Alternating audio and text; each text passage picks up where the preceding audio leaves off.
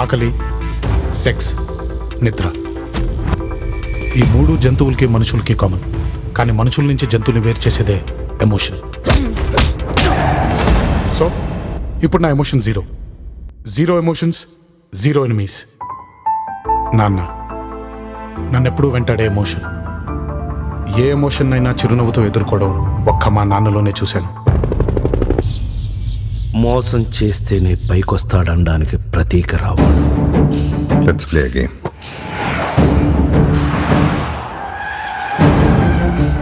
ఈ గేమ్లో నేను ఎప్పుడు ఓడిపడదు. కానీ నేను ఇప్పటిదాకా ఓడిపోయే గేమ్ ఎప్పుడు ఆడలేదు. ఈ నేచర్లో ఎక్కడో జరిగే ఒక మూమెంట్ ఇంకెక్కడో జరిగే ఒక మూమెంట్ని డిసైడ్ చేస్తుంది. Everything is interlinked.